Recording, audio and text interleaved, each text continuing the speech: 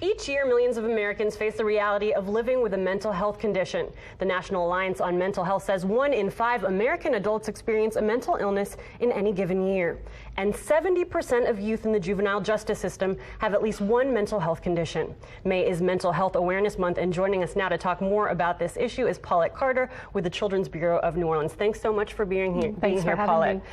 Your organization works with kids in New Orleans impacted by violence. A lot of the kids that you see have mental health issues. Can you talk about that, what you're seeing on the streets? So again, we have a lot of kids, a lot of children in New Orleans who are exposed to violence, to trauma on a regular basis.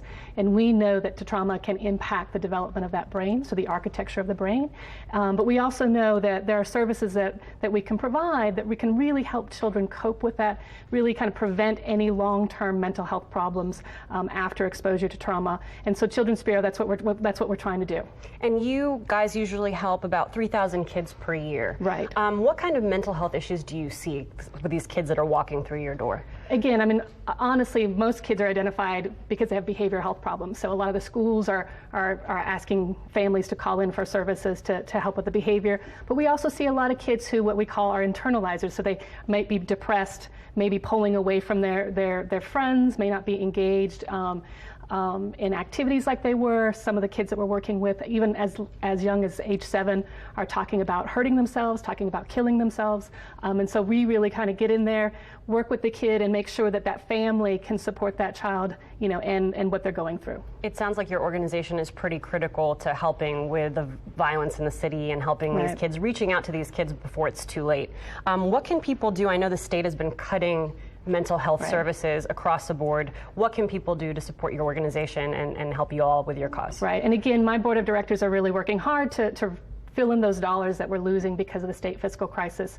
On May 3rd, which is next week, next Tuesday, is Give NOLA Day. We're registered for that event. Our board of directors is having a fundraiser at Drink Lab NOLA from 6 to 8 p.m. that evening. We encourage for everybody to go online to Give NOLA. You know, select Children's Bureau as your designee in terms of donations, and you can give from midnight to midnight. Our next event coming up is on June 16th, which is our bowling event at Fulton Alley.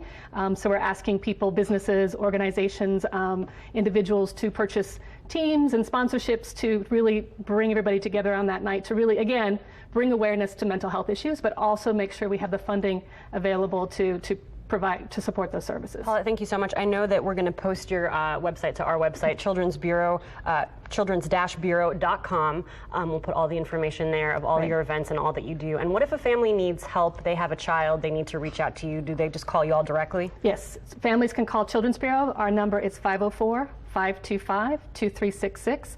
They'll be able to talk to a behavioral health provider, you know, when they call in, and we'll be able to answer any questions that they have. Paulette, thank you so much for being here. We appreciate what you do. Keep it up. Thanks.